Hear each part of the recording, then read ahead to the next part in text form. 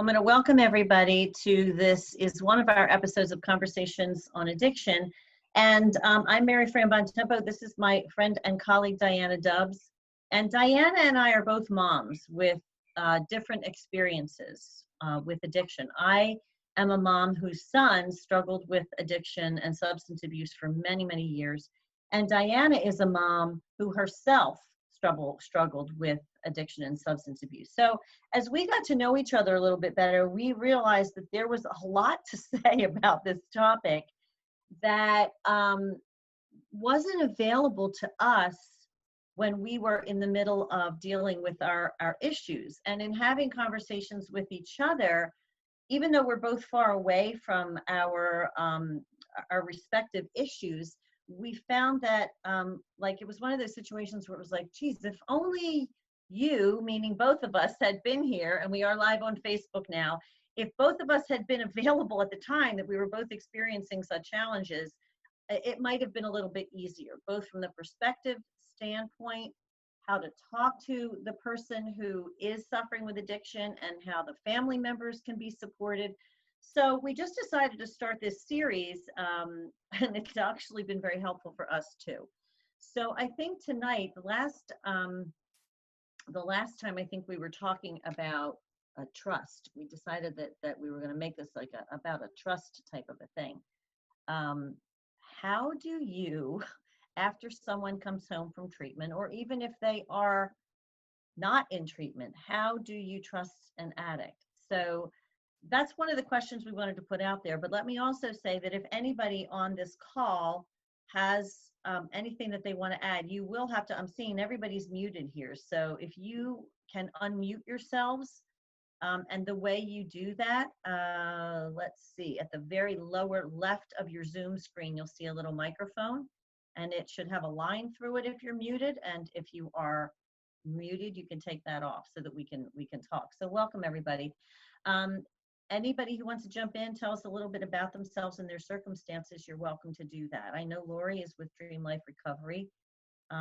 Dave Bontempo Sr. is actually my husband who jumped on this. Janice, where are you from, and what's your interest level in this, if you don't mind sharing? No problem. I live in Metuchen, New Jersey, and I know Diana just through different groups that I've been involved with. My son is currently at John Brooks Recovery in Atlantic City. Okay. Diana has been very instrumental in helping me during certain crises with dealing with my son.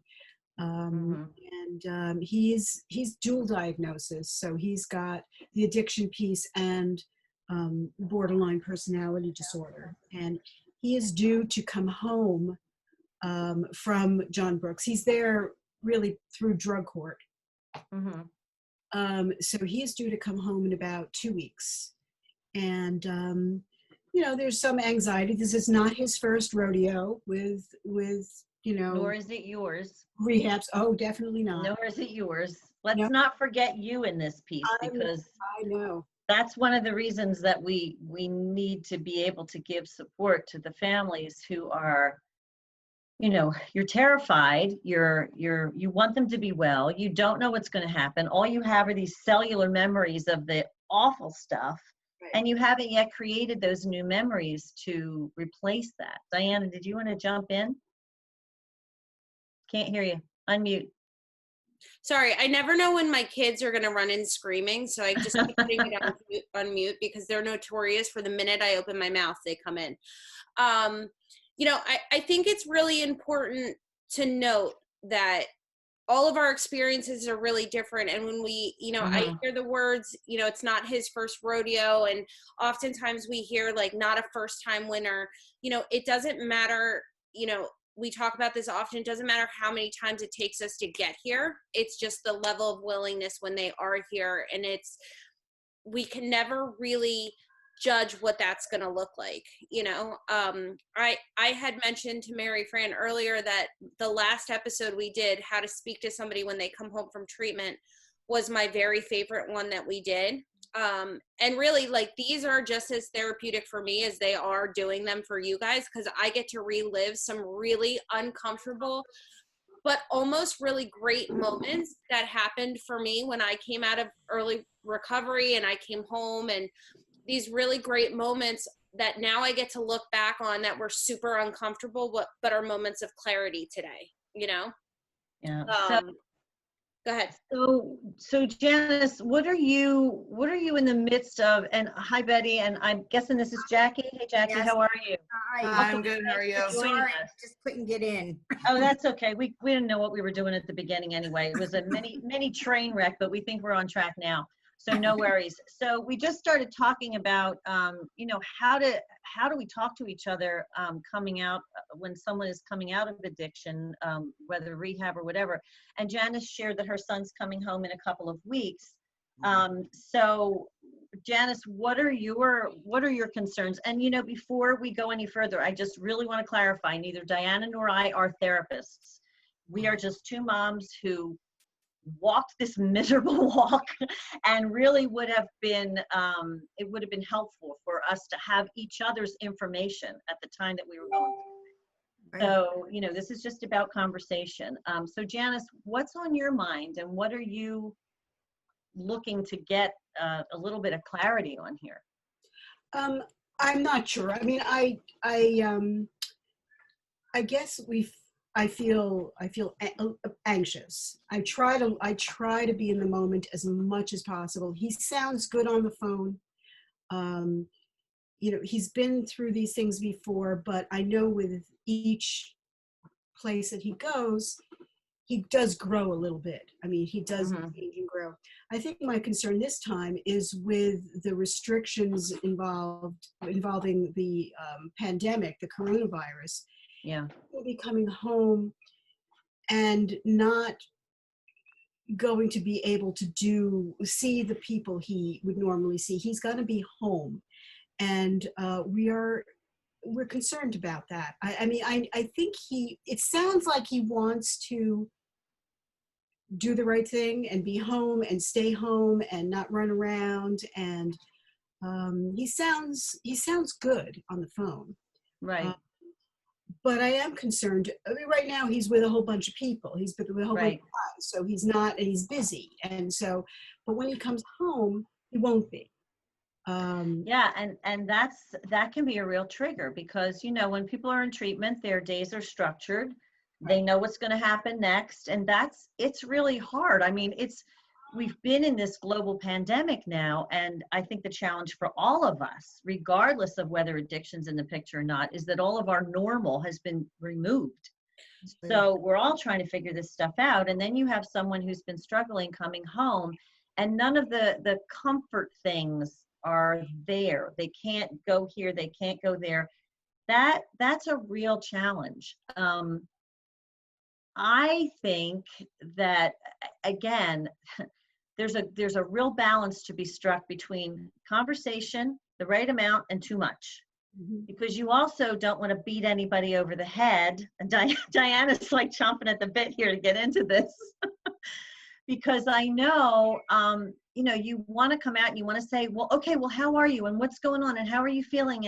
And okay, here's what we need to do, and blah, blah, blah. And that can just be so overwhelming for the addict. And Diana, you had that experience. She's shaking her head. It's none of your business, to be honest with you. I mean, he's home. He's already feels like he's got a red bullet over his head, and people are already watching him. The whole world is abnormal right now, so nothing that he's coming back to is going to be normal. He's already uncomfortable. You're already uncomfortable. And here's the thing, Mary Fran and I did an episode, like, we will vibe off of what the vibe is in the house, So, like, for me, I would react to however everybody else was reacting. So if everybody was tense, I was tense. If everybody was happy, I was happy, because, like, we're still trying to figure out who we are, because understanding that a drug addict or an alcoholic, like, we don't actually know who we are. So in sobriety is when we learn the people that we are. So when we come home, there's nothing comfortable about that situation for anybody, And, you know, you are in this peculiar situation because you've been here before. You know, you are like, it's that situation where, okay, like he's saying all the right things, he's doing all the right things. Do I let up? Do I let him do what he needs to do? The world is kind of opening right now. It's in this like weird little place. There's outside meetings, you know, there's things that are happening, you know. The point is, you know, you can't stop what he's going to do. Mm-hmm.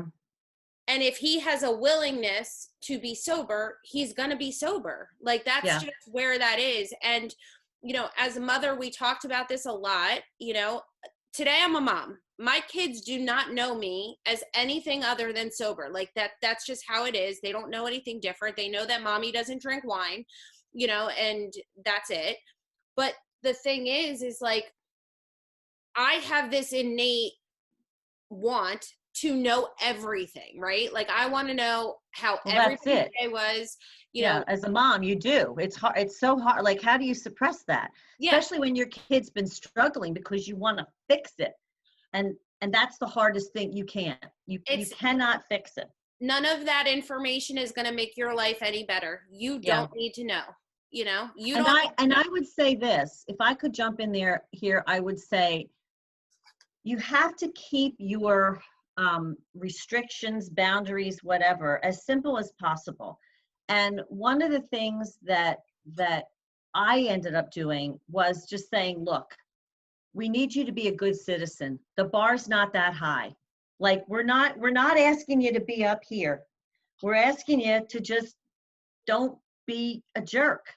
Like just don't be a jerk. I mean, they're going to be who they are. And my son, God love him, he and I still bang heads like every day. It's just our personalities. Just so you know. Well, everybody bangs heads with my son. Lori, I'm sure you do too. We all bang heads with my son. I do though.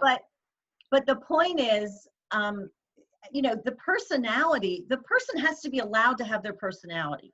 They have to be allowed to have some autonomy. And we have to recognize, and it's so hard as a mom, it doesn't matter how long you look at them. It doesn't matter how hard you try to take your mommy eyes and bore into their soul.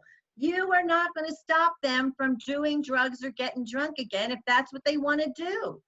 So the only thing that you can do, I think, is say, look, here's what I demand in my home, that you don't do this while you're living in my home. If you choose to live this way, that is your choice, but you will not be allowed to do it here. And I will not have the relationship with you that I want to have because I can't have that in my life. But then it's up to them. It's always been up to them. Always. And as hard as it is for us moms to realize that, you gotta drop the rock.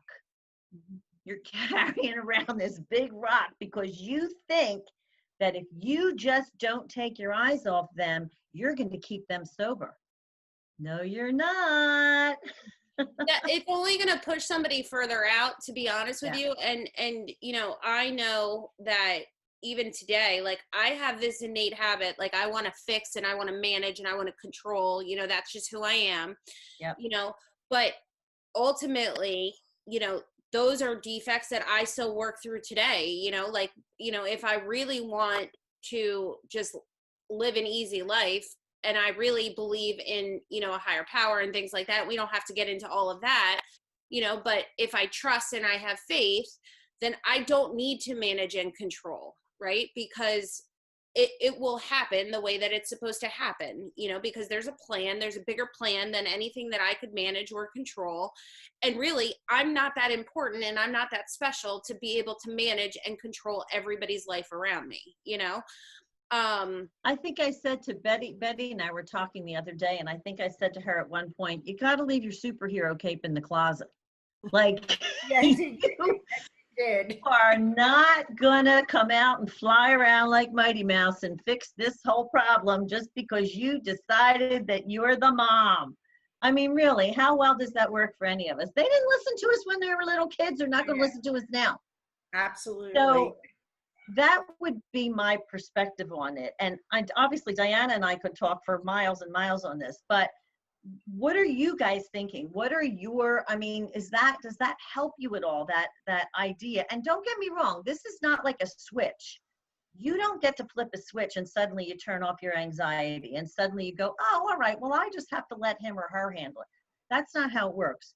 It is a constant process of, like I said to Betty the other day, when you find yourself going down that path, you put up a mental stop sign. I used to tell my kids to envision a mental stop sign.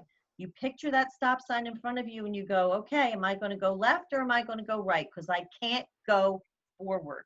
It's destructive.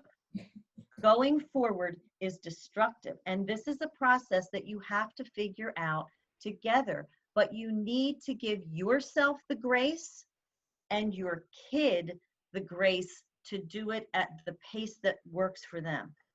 Right. That's you know, this is a process. This doesn't happen overnight. If it did, we wouldn't be here. Right. We wouldn't be having these conversations. Mm-hmm. No, No? I agree. I agree about the space, especially, and I think I've done that with Jackie. Yeah, I think this time, this is my third time in treatment. I got out last Tuesday, and this is the first time I've seen her. And this is the first time that she's, I don't live, I have my own home, but Right. this is the first time that she's, I mean, we've talked like every day, but she's, I kind of had to set like boundaries of my own as well. Because I've learned that like I kind of come out and I want to like feel like I owe people something and I want to like fix everything for everyone, and that just puts pressure on me, and I can't do that. Yeah. And so she's been really good this time about just saying like, whatever you need, like do you, come see me when you can, and it's been great. It's been great. I think we all have to release each other from those feelings. And again, that doesn't mean they go away. Those feelings of pain and angst and anxiety, it doesn't mean they go away, but you can put them on a shelf for a while and just go, you know what, I just got to put this aside for right now. Right. If it doesn't serve you and it doesn't move things forward, then you have permission to put it aside for right now. And you can revisit it when you're both in a more stable place. But if it's not helping anybody, then you just got to put it on a shelf. And you already know, you've been watching her for how many years, however old she is. It didn't stop her from doing anything up to now, right? Right. I think the biggest thing is too is exactly what you said, is this idea that like we come in and we come in with like all this wreckage, right? Like we, you know, if you're anything like me, the world has blown up and we have started the fire, you know, and we are seeking safety by we are seeking safety, you know, and then we come out and we're like, all right, we got all these problems. And it's very easy, you know, I remember, you know, and Fran and I talked about this on an episode, like my parents being like, all right, we got to do X and we got to do Y and we got to do Z and then we got to do A and B and C and listing all these things. And I would have to pace out and I'd say, okay, but I can only do A today. You know, I can literally only get that done, because if I do any more than that, I'm going to implode and I'm not going to be able to get anything else done. Right. And that's how I had to process things. And I'm sure looking back on it that it frustrated the hell out of my mother, because I had so much wreckage and so much stuff that I had to clean up. And 7 years later, I'm still cleaning things up that I did, you know, like financial stuff and things that are just dumb that I just didn't take care of. But that's just the way my story went, is I had to clean things up as they came the way that I could, because otherwise I was never going to get out from underneath the rock that was on top of me, you know? Yeah. And it took a really long time for people to accept that there was a method to my madness, right? Like there was a way that, like, they didn't need to understand why I was doing things the way that I was doing. All they needed to accept is that I was living sober and I was trying to be a good person. That was it. Yeah. And as long as I did that, they were okay. And we as parents have to release them from the obligation to pay for their sins right now. They're not in any position to pay for their sins right now. No, I get it. You know, they're not. They know that they have to pay for them somewhere. They know it. But as Diana said, by putting that pressure on them of, you know, well, look what you did to me, or I can't put up with this behavior from you anymore, or any of that kind of stuff, it just beats them down. And I have to say, you know, as a parent who suffered through all that, that was the first thing I wanted. You're going to do what I say, and you're going to, and that's the way it's going to be, and that's the end of that. It didn't work. It didn't make my son, it didn't help him to get better or stay sober. And ultimately, that's all that matters. You know, as angry as we are, as frustrated as we are, as frightened as we are, we have to release them from those feelings that we're holding, because it doesn't help them. I mean, but here's the thing, you can feel those feelings. You just need to feel them separately from each other, you know? This is why doors are such a good idea. Yeah, like, it's okay to be mad. You should be mad. Like, the stuff that we do is not okay, you know? But here's the thing. So it was explained to me when I was on my way to treatment. My parents are, they're Italian, American, Roman Catholic, you know, and my mom wanted me to make confession when I went to treatment. So, like, on my way to detox, she was like, we're going to stop at church and you're going to make confession. Oh, dear God. Are you kidding me? But here's the thing. So the church was closed and there was nobody in the head. Jackie's like, oh my God, no. So I'm like, oh my God. I'm like, listen, like, God doesn't want to hear from me right now. Okay? So I get to treatment, and, you know, there was this beautiful man, God rest his soul. He is no longer with us on this earth, you know, but he was the spiritual director of the treatment center that I went to. And I said to him, I said, listen, like, it's really important to my mom that I make confession. Can I make confession to you? And he said, absolutely not. He said, I will not allow you to make confession because you suffered from a mental illness and you weren't responsible for the sins that you created, you know? And it took me a while to digest, but he was like, I'll absolve you of your sins. He goes, you're clean. There you go. He was like, but I'm not going to let you confess to sins that you committed when you were mentally ill, you know? And I will tell you that looking, like, when I heard that, I felt better. You know what I mean? Because I could understand that I was just sick. Like, I was sick. I was suffering from a disease, and I needed to get help for that disease, because if I was of sound mind and body, I wouldn't have done the things that I did, right? And I needed to be able to be clear-headed to explain that to my parents who didn't understand addiction, and my family that didn't understand it. And when I could put it to terms like that for my parents, who came from a very different background, they could understand that. And they said, okay, you know, like, you know, for my mom, what she heard was, okay, now you're right with God. You know what I mean? And that was okay with her.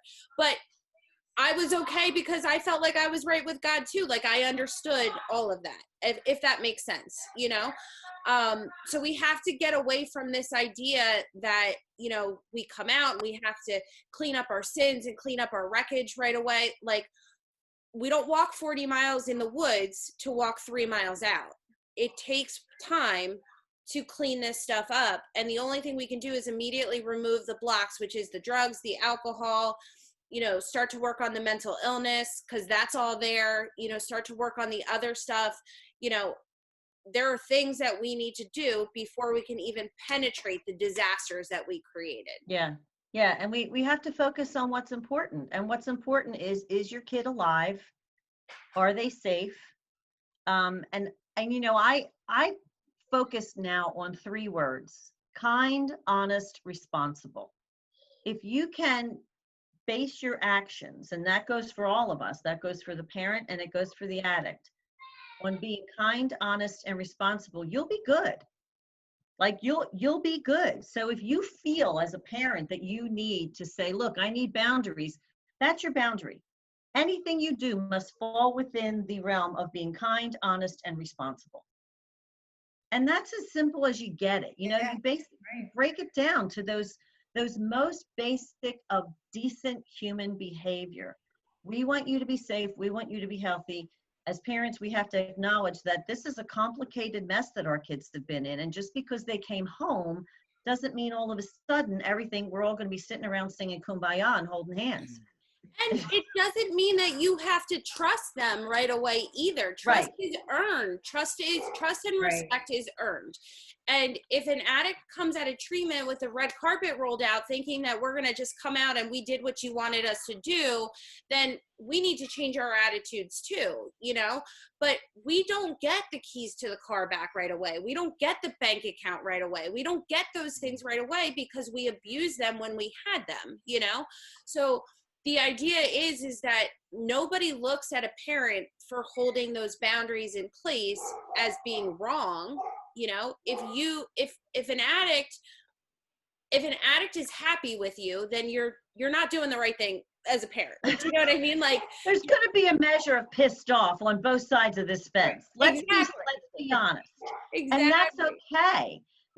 But you have to hold people accountable to standards of behavior that mean that, you know, we live as civilized people, and you don't harm me in any way.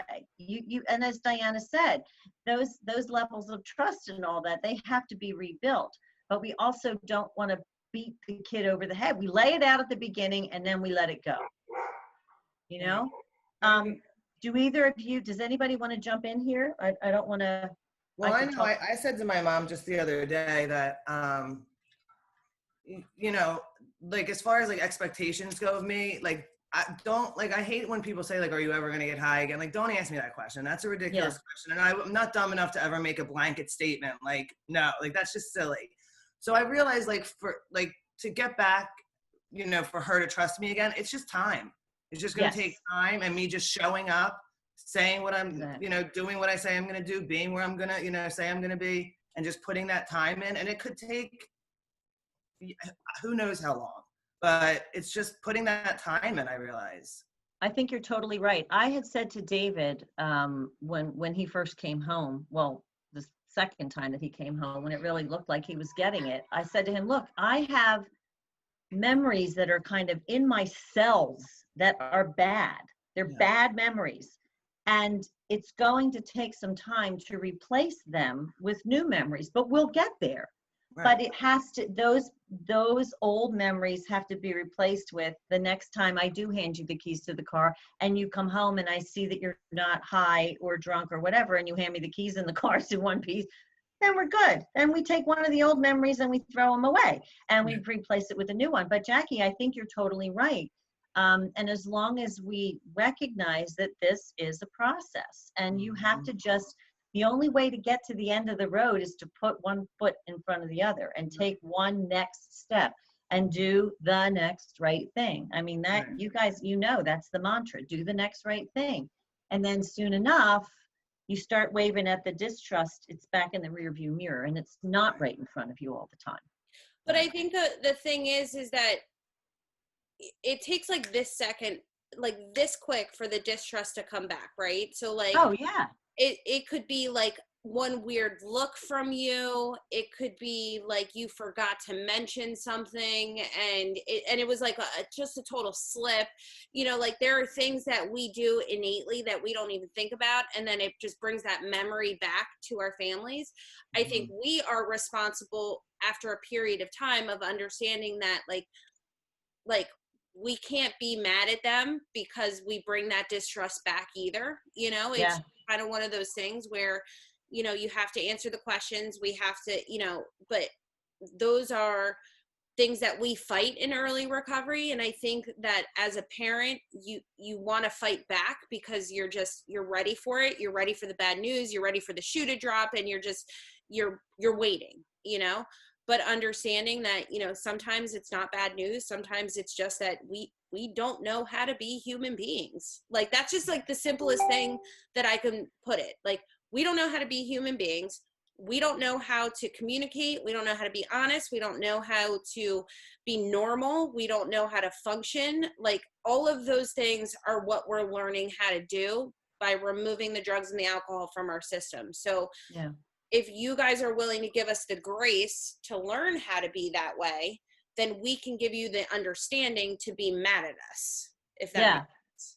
It does make sense. I mean, I feel like I used to say to David when we would have one of those moments, exactly what you're talking about, Diana, where like something he would do or say or the way he would look, it would trigger me and I would be right back, right back in the thick of his mess. And I would say something to him like, I'm having a moment here, are you okay? Is everything good? Blah, blah, blah. And sometimes he would get prickly and I would just look at him and go, yo, dude, I didn't ask for this. Like I didn't sign up for this either.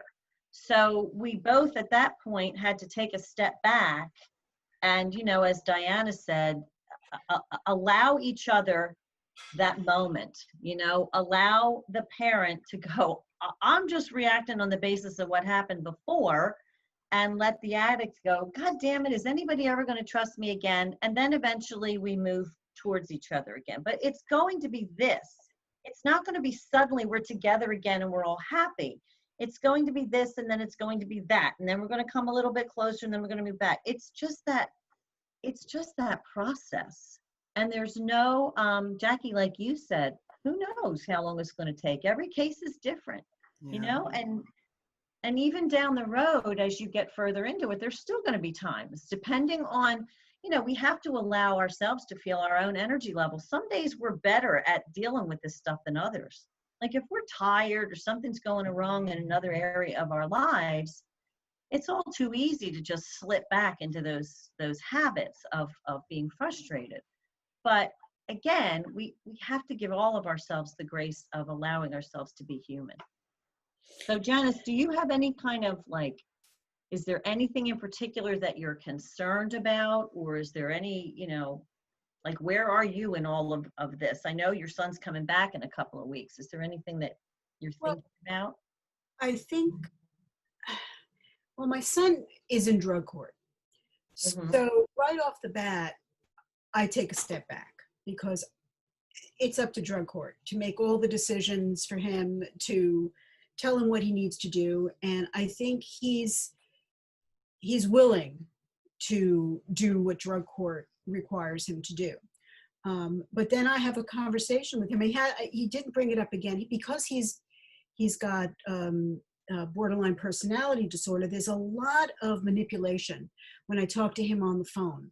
Mm-hmm. So he'll say things like, well, Mom, after I'm done with drug court, I'm going to get high again. I said, well, let's take this one day at a time. I mean, you don't know what you're going to do 3 years from now. You just don't know. And so he has a habit of being, needling and provoking. And I'm not always great at taking that step back, or I don't always know. I can't imagine why. I mean, give yourself a break. That is not easy to deal with. It's just hard. Borderline personality disorder is really challenging. It's really challenging. I'm gonna throw it out there. And dealing with a loved one who has borderline personality disorder is really challenging. And it's something that is like, they're manipulating. They know they're manipulating. There's no way around it. It's gonna provoke an argument. And as the driver of that bus, because you are the driver, because you already know it's going to happen, is where I would almost challenge you to just practice that pause, you know what I mean? And really take a step back and just say, okay, and just take the step back and just end the conversation there, because they're looking for a response from you and a reaction, and they're looking for that reaction to use it as their tool to get them to where they need to go, Yep. Yeah. I mean, I literally drove my son to drug deals. I didn't know it at the time, but because he was so manipulative, and there was, look, Mom, I borrowed some money from this guy, and if I don't pay it back to him, he's going to hurt me. And, if you could just give me, this money, and then I can't drive. Of course, he couldn't drive because he had 2 DUIs and his license was suspended. So here I am, I'm driving this kid to drug deals because of the manipulation. But of course, eventually I realized, and if anybody had told me It's amazing the things that you do as a parent. Because if anybody had told me that story, I would have said, what is the matter with you? What are you doing? But because it's your kid and you're the mom, and you're going, oh, the only person who gets to smack you in the back of the head is me. Nobody's going to hurt my kid but me. I allowed myself to be manipulated in that way. But I think Diane is exactly right, Janice. I think you have to not engage. And like, because they're looking for an emotional response. So as hard as it is, you have to take a breath, and it may be a count to 3. I mean, I know it sounds stupid, but these little tricks that we were taught when we were kids, take a deep breath, count to 3, and do that. And then before you respond, and then you say, well, that's your decision. No engagement, no judgment. Well, that's your decision. And sometimes I'm good at that. Sometimes I can do that. There are just some times when he catches me off guard, and because you're getting poked, of course. But forgive yourself for that and take a deep breath. And, if that happens, there's also no reason you can't go back, after the fact and go, hey, you know what? I thought about what you said. You do you. Whatever you feel you have to do, then you do it. And then you walk out of the room. You don't engage. Right. Here's a valuable lesson that I have learned in, and I'll tell you a story. And I had actually posted this on Facebook. This was at the beginning of quarantine, and you'll see why it relates. My son went to, he's 5 now. He was like 4.5 or something at the time. And he comes up to me and he says, I want to take a shower, and I want to take a shower by myself. He goes, you can stand in the shower, like in the bathroom, but I don't want you to watch. I'm going to shut the curtain and that's it. And I said, okay. So he goes in and I'm like, all right, whatever. And he's taking a shower. And then as he's done, I immediately grabbed the towel to dry him off. And he looks at me and he goes, I can do it by myself, like real, And I was like, immediately was like about to say something back. And I gave him a hug and I said, I'm sorry. I said, I'm just really used to doing things for you. And I love you. And I'm just proud that you can do it by yourself, Now, 20 seconds later, he was telling me that he needed a drink and he needed me to do all these things, But in that moment, what I learned was it's okay to be overbearing, and it's okay to apologize for it. And it's okay to be proud in those moments, but it's okay to be a little bit sad that they don't need you as much. You know what I mean? And also too, it also made me feel good to know that I could apologize to my son, because I think sometimes, sorry if you hear my dogs barking, I think we don't apologize enough as parents too, because I think sometimes we just say, okay, like we can move forward, and we make mistakes.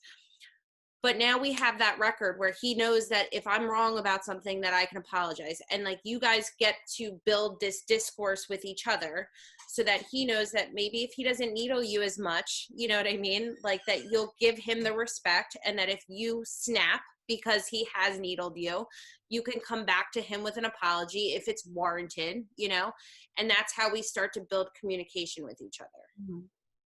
And these are, you are relearning behaviors. I mean, you're relearning how to interact with each other based on the information that they received while they were in treatment. And it is important as much as possible to not slip back into those old habits of, they bait you and you respond. Because, what Diana has a really great example of, it's this plant example that she talks to me about all the time. I just used it yesterday. Perfect.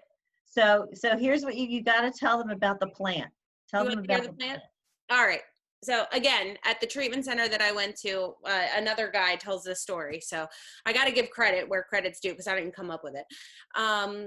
So this guy's got this plant, and it's beautiful. He paid a lot of money for the plant, so he he puts a plant in his backyard, and he buys the best food and, you know, all the best nutrients, and he starts to take care of it, and the plant's dying. So he's driving down the road, and he still sees this billboard that says for $42,000 you can drop your, you know, now this is 6 years ago, so we can change it for your in-network policy, insurance policy. You can drop your plant off for 30 days, and all you need to do is check on it. You know, we'll sign a release. You can call and check on it, and you can come visit it one time. And, you know, when we're done, we'll send it back home, and everything will be great, right? So the guy does that. He follows all the instructions. He goes and picks up his plant, and then he brings the plant home, and he plants it right back in the same exact spot. And he gives it all the same food, all the same nutrients, all the same things that he was doing before. He doesn't change one thing, and the plant's dying again. You know, and he can't figure out why the plant was thriving in this place that he sent it to for 30 days. And when he brings it back home, it's not, he can't keep it alive for anything. And the point is that the plant is only going to survive. Your child is only going to survive if you are willing to make changes yourself, right? So like, we can send our kid to treatment. We can send our loved one, whoever that person is. They can get 30 days wherever they go. They can get fed, they can get treatment, they can get their one-on-ones, they can have all the amenities. All that stuff is amazing, and it's needed, right? But if nothing changes at home, and if the family doesn't recover, if your loved one doesn't get the help that they need, that person is going to come home to the same exact environment and is going to go back to the same exact thing that they were doing every single time. And every single time, everything that happened in those 30 days is going to be negated. Yeah. Yeah. You know, I think that it's not unreasonable to just say that all of this has to start with conversation, not nonstop conversation, but simple question conversation. Here's what I need from you. What do you need from me? And you start there, and you check in. How are you doing? How are you feeling? Can I help you with anything? And we ask those kind of open-ended questions that are not intrusive, but are genuinely about caring. And I think it's okay if your child or whatever doesn't reciprocate and ask you the same questions, which is the goal, to say, okay, now here's how I'm feeling, and here's what I need today. And, you know, it's okay to say, you know, it's been a rough week. I've had a lot of stuff going on, you know, so forgive me if I don't seem, you know, present or whatever. It's okay to say all that, but we have to be willing to have conversation.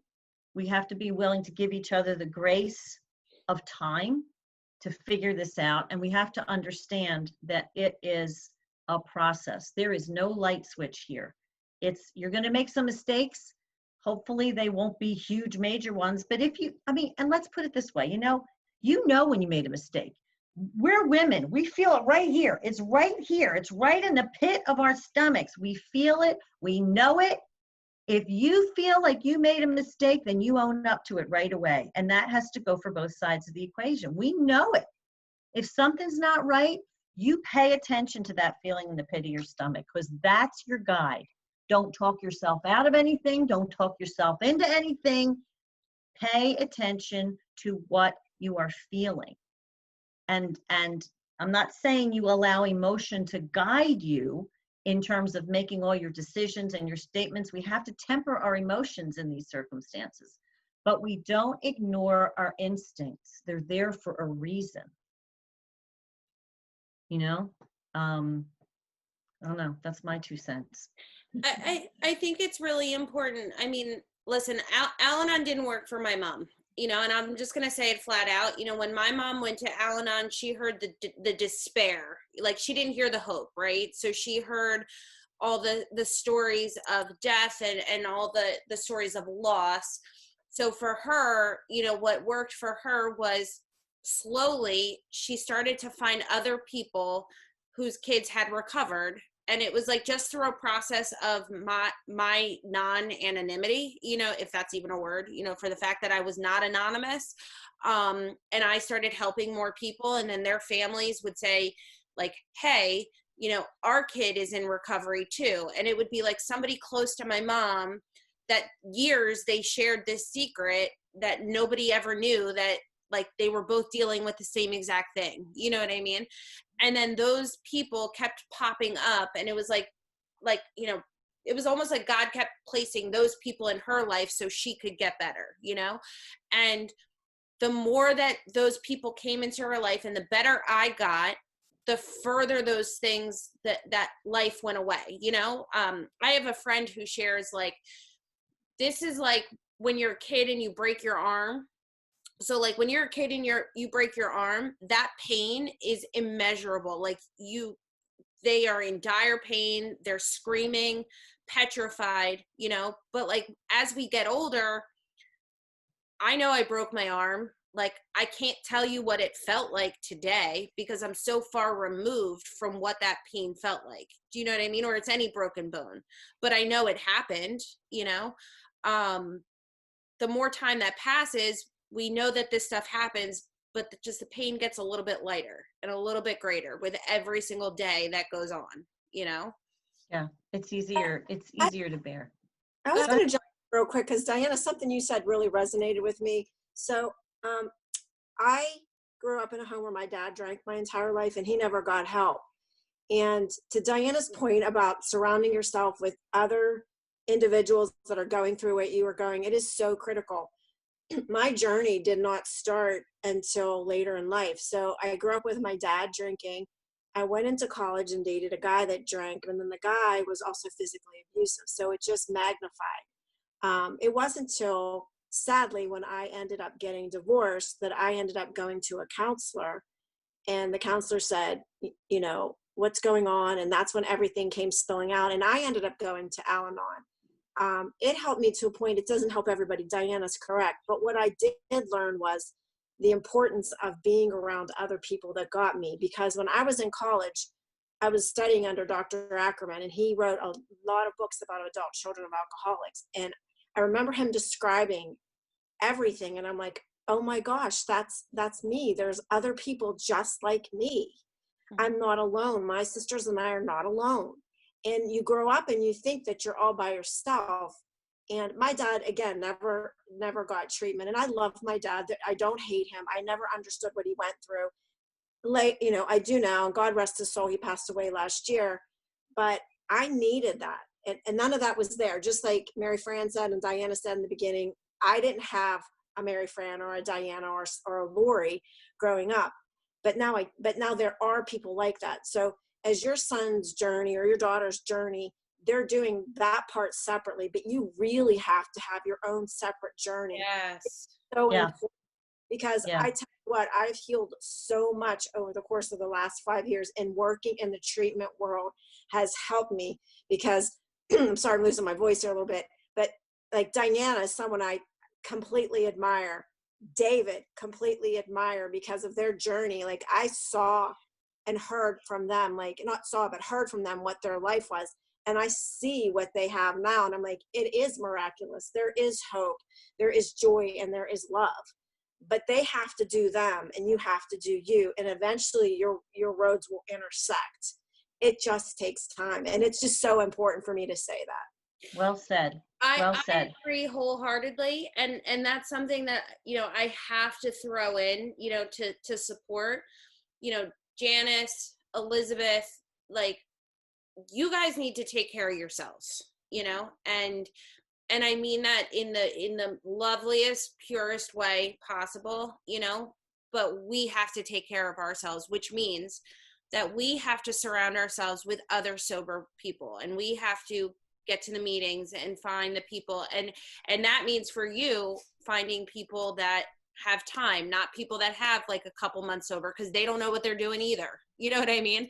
You know, so you find the people that have 2 or 3 years or 4 years sober, and you hang out with them and you find out what they've done. And then, you know, like I had a woman call me the other day and she was like, I don't know how to start my day. And I was like, okay, try to go for a walk and listen to a podcast like that's about, you know, like something that's going to lift you up, you know? And she goes, why do you do that? And I go, I don't know. Some woman who has 20 years told me to do it, so I do it, you know? And that's literally my answer, is that She has 20 years sober. That's what she does in the morning. I asked her how to start my day. So that's how I try to start my day, you know? Yeah. And, you know, that's what we need to do, because we need to have people teach us, you know? And for the moms or the husbands or the boyfriends or girlfriends, whoever is watching this, like, you guys need to find other people who have recovered and ask them what they do to start their day, you know? And Yeah. they need to tell you how they start their day, and let us take care of our own, and we'll take care of your you guys take care of your own, and we meet somewhere in the middle, and that's it, you know? And I would add to that simply that if you don't find something that, or someone that you mesh with right away, keep looking. You know, like, just keep looking, because you're not gonna connect with every single person, but there are people out there who you will feel that connection with, and you'll go, oh, all right, well, this person not only gets it, but they get me. So, you know, because we all have different personalities, we have different ways of figuring out things. If somebody says to you, why don't you try this, try it. If it doesn't work, try something else. If that doesn't work, try something else. Something is going to work. And it's up to you to figure out what tools you need to put in your toolbox when these other people are saying, here, try this one, try that one. Okay, this one doesn't work, fine, toss it, try another one. But we have to figure out what our individual toolbox looks like. And we have to give ourselves, again, the grace of time, the grace of understanding, be kind, honest, responsible, and make the next right decision. And do things like this, like have conversation. Sometimes the best thing that we can do is not talk to the people we're related to. Like, just don't talk to them. Like I said, that's what doors are for. Go into another room and shut the door and talk to somebody you're not related to, because we bring so much emotional baggage to our family situations that sometimes we just need to talk to somebody else who goes, what are you doing? Why are you doing that? You know, because we can't extricate ourselves from it. And even, I mean, I'm going to give you the reverse situation. I'm in recovery. I'm married to a person in recovery. It takes that quick for us to co-sign each other's bullshit, you know, because he can be upset about something and I can know that it's, or vice versa. I could be upset about something. Let me tell my story, so I'm not telling his story. I can be upset about something and it's totally out of proportion. It's totally not accurate. I've created this entire scenario and he's gassing me up, you know, because that's just innately who we are as human beings, you know? So I have to have those strong, sober support people where I could be like, all right, hold on a minute. Like, I know I'm crazy. I know I just created this entire thing. Or somebody just to be like what Mary Fran said, like, what are you doing? What are you talking about right now? None of this is accurate. You've created all of it. Like, you took one little thing and made it into a mountain that's about to erupt into a volcano. Get over it. We need to get over ourselves a little bit. Get over yourself a little bit more every day. Well, we've been at it for an hour, folks. So I hope that this was helpful. I hope that you got, like I said, Diana and I, we have these conversations and we both come away from them going, wow, that was like amazing just for the two of us. So I really do hope that you had that same feeling. We are going to do this again. We may try to do it every week. So we will keep you posted. And if at any point you want to reach out to either of us, I'm on Facebook, Mary Fran Bontempo. I'm pretty much all over social media. It's kind of nauseating, quite frankly, but you'll find me because I'm out there. And Diana, where can they reach you? So you can find me on Facebook, Diana Dubbs, D-U-B-B-S. You can find me on LinkedIn. You can get my number. I can actually put my phone number in the chat here. So let me put my phone number in here. If anybody wants it, you can reach out to me. I know Janice has it. I have. Yeah. I gave it to Jackie. Okay. Jackie, if you want to chat at all, I know you're back in the area. You're not too far from me. So I live right over the bridge in like Mercer County. Okay. Yeah, my mom just sent me your number, so. All right, so you can give me a call if you need some introductions. I know some really great women in your area, or I can talk to you about some stuff, and I'm around. Okay, sounds good. Yeah, thank you. Thank you, everybody. Thank you, Mary Fran. I really appreciate you. This has been really, like I said, it helps me too, even though I'm further away from it than, yes? I want You to. have to raise your hand, Diana. I You know. I feel like I'm in like a work Zoom right I'm like playing Well, teacher again. Because normally we're on a work Zoom at work and everybody's like jabbering and I have to be like, so listen, the one thing I will say is that if there is something that somebody would like to talk about, that you would like Mary Fran or I to address in conversation, sometimes we go off of, her blog posts. Sometimes things just come to me in the middle of the night, like, hey, we should talk about this. Sometimes she has things that she wants to talk about. I'd really like to know if there's something that you guys would like addressed, that we can talk about and maybe kind of dive into deeper. So if you have any of those things, please reach out to any of us, and invite your friends. We love doing this. So please let your friends know, and we are happy to continue doing this stuff. Oh, and I have a kid. And that is the signal. We are out. Okay. Okay, everybody. Thanks so much. Have a good evening. Thank you. Take care. Bye now. Bye.